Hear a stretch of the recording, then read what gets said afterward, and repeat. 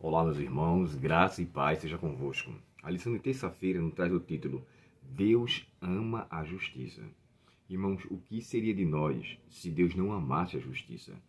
Se Ele não fizesse tanta questão para que as injustiças deste mundo fossem corrigidas? Sabe, Ele chega a dizer que Ele pratica a justiça até 1000 gerações. Ele tem prazer naquilo que é correto e justo.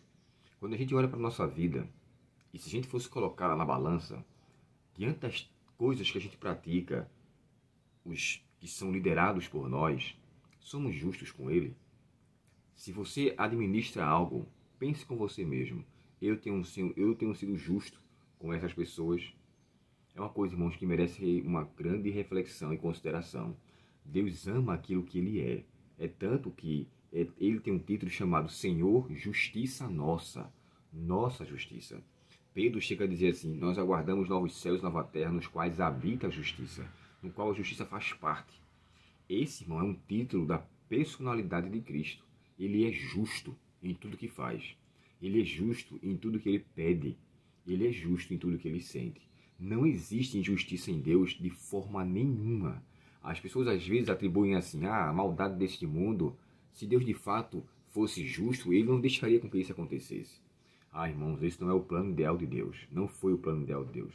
O pecado entrou aqui, embora tomado conhecimento de Deus, ele permitiu, inclusive por conta de sua própria justiça, ele permitiu com que o mal amadurecesse, para com que as pessoas percebessem quanto mal é o mal. Quão mal é o mal. E o que devemos de fato era escolher. Olha só, um cântico de Asaf foi feito tão somente para fazer lembrar às pessoas que os governantes da época da qual o Salmo foi escrito, eles eram maus. E Deus repudiava aquilo. Quando a pessoa fazia injustiça, quando eles não praticavam misericórdia com os fragilizados, com aquelas pessoas que estavam em situação desfavorável, Deus tem desprazer em atitudes assim. Eu estava ontem conversando com um amigo e falei assim: olha, Deus tem pessoas, tem governantes seus dentro do ministério. Tem pessoas que pleiteiam pela verdade, que lutam pela verdade, que incentivam a verdade. Enquanto tem outros que são a favor da mentira, da desonestidade, da injustiça. Então, chegará um momento, irmãos, que Deus levantará alguns governantes. E isso tem acontecido no decorrer da história. Você observa pessoas do passado que tinham prazer em ver os seus semelhantes se dando de bem. Olhe para Getúlio Vargas, olhe para o doutor Enéas, aquele da década de 90, que infelizmente não ganhou. Mas ele tinha um senso de justiça muito grande em relação a querer favorecer ao necessitado. E tem muitas pessoas também que fazem valer em relação à justiça que eles conhecem. E eu estou falando de pessoas que não eram cristãs, mas tinham em seu coração o temor de Deus. E eles agiam não conforme o populacho queria, não conforme a maioria, mas o reto viver. Esse salmo, irmãos, ele foi escrito para nos fazer ênfase. E até coloquei aqui na minha resposta. Ele faz valer na prática o que está descrito em Salmo 6, em Miqueias 6, verso 8, que Deus pede para amar, praticar e andar. Olha que ele fala assim, ó: o Senhor quer que você pratique a justiça, ame a misericórdia e ande humildemente com Deus. É interessante, irmãos, porque a expressão discípulo e andar tem uma relação.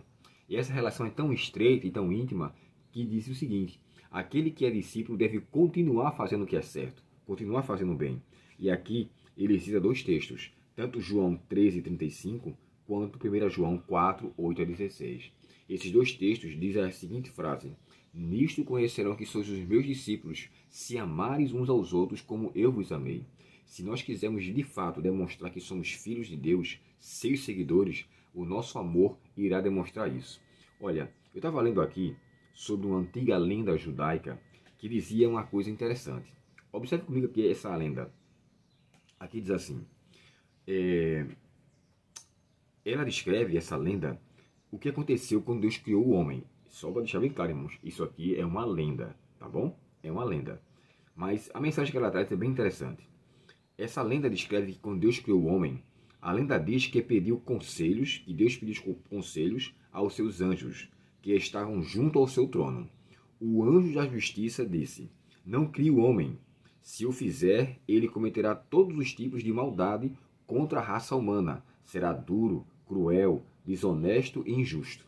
Coisa que de fato aconteceu. Mas aqui uma atribuição ao anjo da justiça. Olha o outro anjo. O anjo da verdade disse: não crie o homem. Não. Ele será falso e enganoso para com seus irmãos, e até para ti.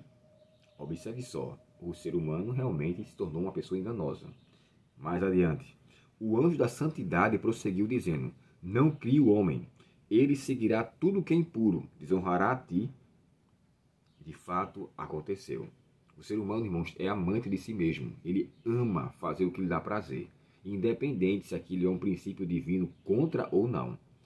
Então, avançou o anjo da misericórdia, o mais amado de Deus, e disse: cria o homem sim, Pai, cria ele, pois quando ele pecar e afastar-se dos caminhos da justiça, da verdade e da santidade, eu o pegarei ternamente pela mão e falarei palavras amorosas, para que ele, então, volte para ti, e eu farei com que ele volte para ti.